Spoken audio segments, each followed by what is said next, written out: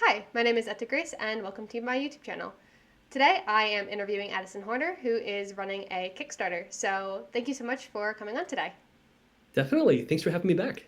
So, my first question is, who are you, and what do you write? Well, great question. Solid first question.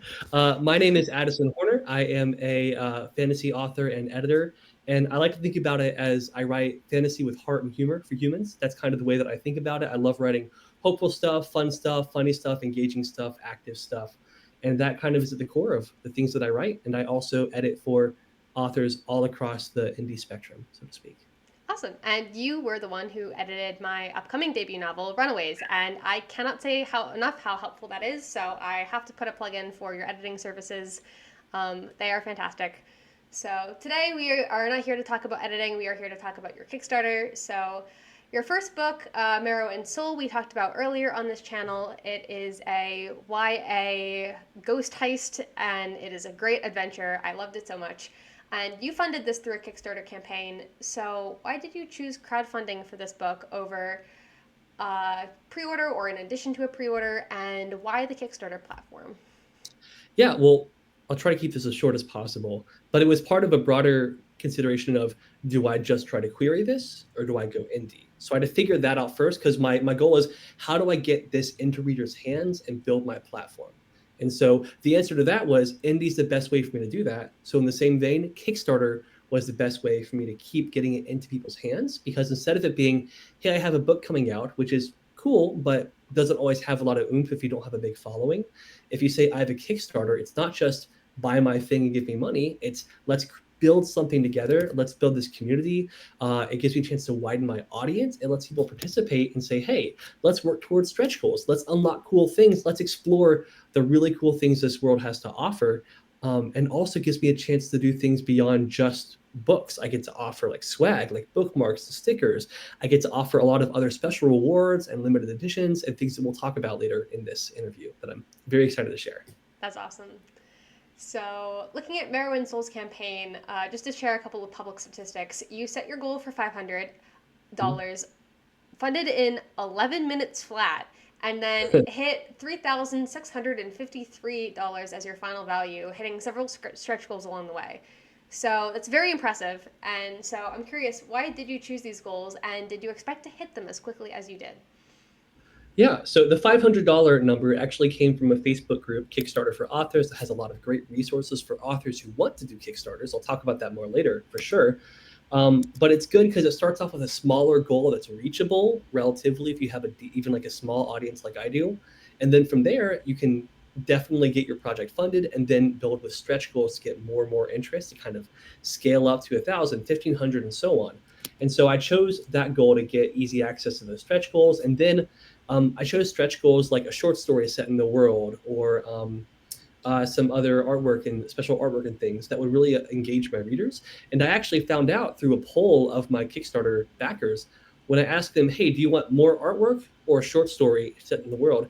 Every single one who answered the poll said, we want a short story. So my readers aren't looking for just the fancy artwork. They're interested in my writing, in the worlds I'm creating, and getting more of that. And that was really helpful for me to know, because I'm going to use that information to create an even better Kickstarter this time around. Yeah, that's really interesting, and that's cool to know that Kickstarter gives you the option to poll the people who funded. So Mm-hmm. that way, you know the people who are interested in the Kickstarter itself, what they want to see, not just polling your wide audience, because it can sometimes be hard to get responses from like a wide audience poll. Yeah. Like the number of times you put up a poll on like your Instagram stories or something like that, Mhm. and like 600 people view it, and like and not every like you get two responses, and it's like, well, Yeah, that's not and that's statistically significant data. it really is not. But that's why I love Kickstarter. It's because it helps you actually build a community that's really directly engaged with what you're doing. Like even now, as I'm getting ready to launch Kickstarter number two, I'm going to reach out to people from Kickstarter number one and say, hey, thanks for backing the book. Book two's coming out. If you missed it, you should come check this out and be a part of this journey with us again. And I still have people who message me that I met through the Kickstarter that have talked about book two and are now on the straight team or are ready to back the project, that I'm just so excited about, because it's a more direct community than just the blanket social media presence. Yeah, that's awesome. You're building a funnel of people who can get excited about you and become Yeah. fans. Cool. So with the first book, what rewards did you offer, and how did you choose those tiers and prices? Yeah, I made a lot of mistakes with the first one. Now it was a success. I'm happy with it. I'm proud of the work, but I definitely made some mistakes for what I wanted to do by kind of going too broad with all the things. So I had ebooks, paperbacks, hardcovers, and limited editions, which for me was just too many kind of layers to kind of offer, and I wanted to simplify this time. But I had all these layers available. I had some extra higher tiers, like an editor's tier, that nobody really took me up on because that wasn't what my audience on Kickstarter wanted. Maybe other authors wanted editing from me, but nobody was coming to Kickstarter to find an editor. They're coming to find a book they liked. And so because of that, I had rewards and things that didn't line up with what my audience wanted. But I chose the prices and I chose those tiers based on the knowledge I had at the time, which is I have more now. I chose prices based on, okay, what's going to make me a healthy enough profit to pay for more books and to support like getting editing and covers and more stuff for future books as well. So with the profit of this Kickstarter, I actually ended up buying about 40 more books than I needed. And that way I've actually had stock I've been selling this year at book events and things and being able to ship to people so that I can actually keep sharing this book with more readers as time goes on. And thankfully, it's all already paid for by these incredible backers. And again, with this Kickstarter, it's going to be a chance to do more of the same with some extra added prizes and incentives. Yeah, that's great. So now that you've learned from those mistakes, will you be off? I'm guessing you're not just going to be offering the same tiers and rewards. So what are the new fun rewards that you're going to be looking forward to? Yeah, well, so first off, I've got the two books. I've got Marrow and Soul and Threads of Light, which is makes it double the fun, which is really exciting. So I'm offering both books independently as ebooks or as a package, both as paperbacks or as a package. Hardcovers, regular hardcovers, you can get like as an add-on, but I'm not making them the focus because I have these limited edition hardcovers that I'm really excited about. So they have fancy new artwork for the covers that I've commissioned. That's in progress right now. I'm really excited about that. Oh, I say in progress right now. It should be done by the time this airs, which is really exciting. It's going to have some stretch goals for really cool things like silver foiling on the jackets, illustrated end papers, ribbon bookmarks, that kind of thing that I'm really excited about. And then the limited editions will also have coded messages that are hidden in the text of the books that you'll be able to decode that kind of give you deeper insight into the characters and the stories.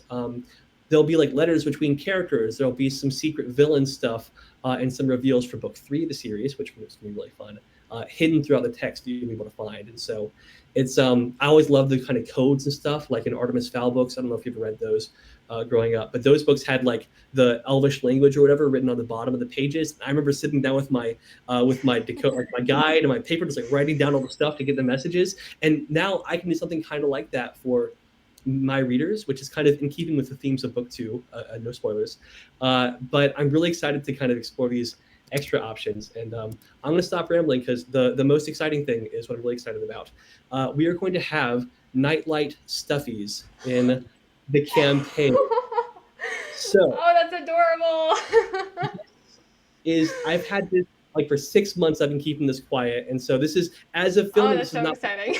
the first person outside of my family to know these exist. So I am very honored. excited about this. I'm so So honored. so my wife she's a crocheter, crochet artist, and so and she's just does it for fun. She's not a professional or anything, but she and I work together to design these Lucerans with like lightning on the backs, the legs, curved tail, tongue, all the stuff. These kind of lizard puppy hybrids. If you've read the book, you'll know about this. But we're going to have several of these as part of our highest package, along with some limited editions and other swag. We're really excited to offer these. There's only a limited amount, but they're going to be so much fun, and I'm just so excited to finally say, hey, somebody look at this, because nobody else has seen it yet. And as of the time of this is airing, you'll know all about this. It'll be in the campaign. You can get it right now if you pause the video and go rush over there. But yeah, I'm just so excited, and I love them That's so much. adorable. Live Etta reaction right here. That's adorable. That's incredible. I'm honored that I'm the first person who gets to see this, but pause the recording, go get your Lutheran toys. Yes. That's Oh my gosh. adorable. I'm so excited. That's so cool. That's so cool. Thank you. I'm I so excited. admire your self restraint being able to sit on that for 6 months because Oh my I don't god. know if I'd have the self control to do that. It's been so hard. As I did the research, it was like, oh man, but it's just like it's almost here, and now when the time this airs, I can scream about it, and I will be screaming about it on my Instagram every day for the whole 17 days of the campaign, for sure. Oh my god, that's amazing! I'm so glad I'm on the street team because now when that comes out, I Oh can yeah. yell about it and be like, just wait till Oh the yeah. interview comes out because then you can see my reaction. Yes, it's going to be great. Oh my Oh, that's so gosh. exciting! My day is made. My crops are watered. Good. Oh, I'm so glad. Ah, that makes me so happy. I almost don't want to move on to the next question. I just want to bask in this moment. Um, I get it. I feel that, but we can move on. all right, back to boring stuff. How much marketing went into your last Kickstarter, and is there anything you would have done Mhm. differently? Obviously, looser and plushies. Mhm. Yes. Um, I mean, this is the thing. This is the big thing for sure. As far as the other boring stuff, there's a lot of thoughts about, do I do ads? Do I do whatever? And I'm not going to get into the weeds of all this stuff because, as I mentioned earlier, there's a Facebook group called Kickstarter for Authors. If you're an author or if you're just curious about Kickstarters, they have so many experts on there who have run dozens of campaigns and do so much awesome stuff. And if you're wondering, hey, do I run an ad for Kickstarters, or do I have to have my cover art ready before I put out a Kickstarter? They have all of that, all of the minutia. So I'm not going to go into all of the stuff there. But I will say that the biggest difference between that last time and this time was that last time I wasn't prepared ahead of time with all of my promotional content. So I was like on vacation in the middle of the campaign, like frantically filming videos and getting like t-shirts shipped and doing stuff like when I was really stressed out about just making all this stuff happen and getting attention. So this time I'm batching content ahead of time so it'll be ready. I've got all of my stuff in place so I can go ahead and order things and not have to worry about getting stuff made in advance, because it's all just going to be ready in time. And also, since I've done this before, I know like kind of the course of a Kickstarter. I know the ebbs and flows, the rises and falls, and I know what to expect. So I think just getting stuff ready in advance and being confident about the choices that I'm making are the biggest things in Nightlight Stuffies. and Natalie Stuffies. Yeah, that makes a lot of sense. Batching content is something that I've used pretty successfully in the past, especially when I was in school, just to Mm-hmm. kind of prep content ahead of time, so that way I could anticipate whenever I was going to be busy with midterms or finals or whatever, that I would still have stuff going up on a regular basis. So makes sense, especially with something as important as a Kickstarter, where you need to be promoting throughout the entire 4 weeks or however long it's running, and the pre-promotion and the fulfillment and everything. Like, that makes sense to have all that content batched Yeah. ahead of time. Mm-hmm. So what are you most excited about for this Kickstarter, and what is your favorite part of running a Kickstarter? So, I mean, I think you can tell what I'm most excited about for this Kickstarter. It's definitely going to be the Nightlight Stuffies and also the limited editions, like Mm-hmm. creating these cool annotations and playing with ideas for like stretch goals to kind of improve them and get some cool stuff out. I'm excited for that. What I love is that this is going to be, so we have 2 books out so far. We have Marrow and Soul, book 1, that started the first Kickstarter. And this Kickstarter focuses on book 2, Threads of Light. There are going to be 4 books in the series. And whatever we do with these limited editions, adding stretch goals with foiling or end papers, whatever else, that's going to be applied to all of the limited editions for the next 2 books so that they all are going to match and go together really well with the artwork and the coded annotations and all of this stuff. So I'm really excited about getting that stuff ready for these future campaigns. And then besides that, just the chance to reach new readers like y'all who are watching this or listening to this on the podcast or however you're consuming this. Yeah, just the chance to reach new people with these stories that have already touched so many people's lives in such a crazy, unexpected way. I'm just like, I'm kind of nervous and scared about it being out in the wide world, but I'm just pumped to meet new people. Like, as I met Etta this way through doing interviews about this book and through all these other awesome authors and writers and readers and people in the community. Just so exciting just to be a part of that, really. Yeah, that's great. That's great. And I'm excited for the coded annotations too. I had a Spy Kids phase as a Mm, young child, and I had all the like decoder wheels and stuff with my siblings. We wrote like coded messages to each other. And I just finished mhm, watching Gravity Falls for the first time like this past mm. week because I didn't have cable as a kid, but like all the little coded messages as at the end of the credits. I had so much fun going through and like decoding those now. Um, and so that's so fun that like coded messages and ciphers are making a comeback. I'm so here for it. I am too. I hope it goes over well, and I'm pretty excited. Yeah. What is the process like writing a sequel versus a debut novel? Did you have any favorite parts or challenges?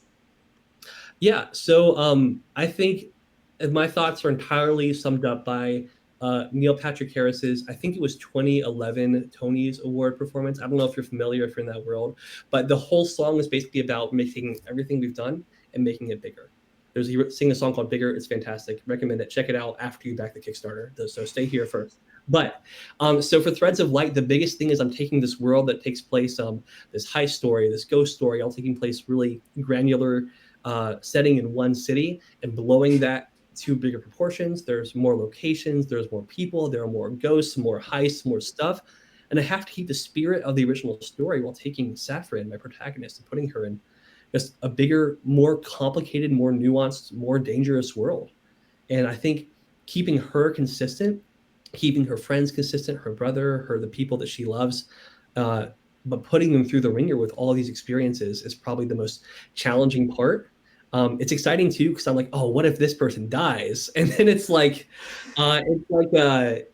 does has an emotional roller coaster, even just writing those scenes when characters may or may not die. No spoilers, but seeing this stuff happen and putting the characters through this stuff while keeping them consistent but helping them grow at the same time, it's such a delicate tightrope to walk, but it's a really fun one too. So that's probably the most like challenging part of it. But exploring these characters more deeply and looking at their perspectives and seeing how they grow and change is just like, it's just delightful. And like, I'm not going to go too far ahead to spoilers for book 3, which the first draft of that has been done for a month or two at this point. But like exploring those characters more deeply and getting into how are they related to Saffron, the main character? How are they growing and changing and learning? And what do they love? What do they despise? What are their hearts like? What are their stories like? That's just the best part because I know these characters like I know some of my best friends, and there's just this deep connection of like parts of me that are reflected in all of them, and seeing that played out and like, oh, this hope I have for myself, spiritually, mentally, emotionally, is played out in this person's experience, or this fear I have for myself is played out in this person's experience, and it's visceral and it's emotional and it's taxing, but it's just like anything that's like really worthwhile. It's hard, but it's good. That's such a great answer. And I loved getting to know Saffron and Kurt and all the other characters in book 1, and I can't wait to see where they go in book 2, and Gosh, I can't wait. I can't wait. oh man, Please don't hurt them. I'm sitting on this. I started drafting Threads of Light 18 months ago now, about 18 months ago. So I'm just so ready. Like the stuff that's going to happen to these characters and the stuff they're going to do is just going to, it's gonna, the way I think about it, it's gonna break hearts and put them back together again. But Yeah, it's gonna change the world in a way you're just not ready for. that's awesome. So my last question is a freebie. I always like to give my authors a chance to talk about anything that I forgot to ask. So whatever you want to mention, go ahead and talk about it now. Yeah, so I don't think I've mentioned these before, but Nightlight Stuffies are available on the Kickstarter. I cannot highly about these little guys, but there's a limited amount, and if people buy them, we will make more. So I'm just super excited to get these out there. But yeah, I think just, I don't know. I don't have anything else to add other than what we've covered, except just to say, like, check out this Kickstarter world and these authors. Like, there's going to be stories for everybody on there that you can check out. If you're a fantasy fan, if you like action stories, if you like found family stories, if you like characters you can root for, characters you love, and characters you want to see succeed and grow and connect with each other, like, check out these books for sure. I think they'll find a home in your bookshelf and in your heart. So if you're so inclined, hop over there. Yeah. Can I just say how charming and sweet and supportive it is that your wife designed an entire crochet stuffy pattern for you for this Kickstarter? That is the most adorable and supportive thing I have ever heard of, and you're so lucky to have her. That is so sweet. She is a rock star. And I will say, if you've read Marrow and Soul, you know Saffron, the main character, and her little brother Kurt. They were modeled after my wife and her little brother who has Down syndrome. And so that relationship was directly modeled on kind of seeing their experience now that I've known them for about 9 years now, and getting to see just like the joys and the pains and the struggles and the triumphs of that, and translating that to a fantasy world was so difficult. But because they're so incredible, it was so rewarding to do that. Mm-hmm. Yeah, I'm just saying that as a crafter who does fiber arts. Like, I don't do crochet, but I do like embroidery and sewing and other fiber arts. But like, I know the kind of effort and time that goes into crochet and knitting and embroidery and other fiber arts. And like, that's just Yeah. so sweet that she did that for you. It really And is. that's so sweet that you represent that in your writing. So, and yeah, I can really echo that sentiment about like go and check out authors on Kickstarter, especially this campaign. But yeah, if you want to check out indie authors and support the indie community, there are so many creative people doing so many cool things on Kickstarter. I have backed so many Kickstarters, and I am never disappointed by the products that I get and the stories that I find. And they're all so interesting and so creative and so unique, and the rewards are always splendid. And so, yeah, I'm super excited to back this campaign. I'm super excited for the Nightlight stuffies, and the ciphers and the story and seeing where Saffron and Kurt go and everything else. Awesome. I'm so excited too. I can't wait. Now, the best thing is when this airs, it will already have started. So I'm not waiting anymore, but I'm just ready. I'm so ready. Yep. So, where can people sign up for the Kickstarter and where else can people find you online? I will have links in the description on my website. There will be a transcript everywhere, but for the sake of having it said out loud, please tell us. Definitely. Yeah. Definitely check out those links if you're there. But if you're not there, go to Kickstarter.com, type in Threads of Light in the search bar. It'll show up. It'll be the first thing that shows up. I test it like every day to see. So go to Kickstarter.com, search Threads of Light, or even just go to Google and search Threads of Light Kickstarter. It'll show up. And besides that, I'm on Instagram, Addison Horner Author, at Addison Horner Author. If you're really curious how to spell that, give it your best guess, type it in, see what happens. And it'll be in the description as well. And then I've got a newsletter you can check out and a website also. Those links are below. But if you just check out the Kickstarter and follow me there, that's the best place to kind of dive into the world of the writing that I'm doing, the editing that I'm doing, and these worlds that we get to experience together. Awesome. Thank you so much for coming on to the show today. Definitely. It's been a pleasure, Etta.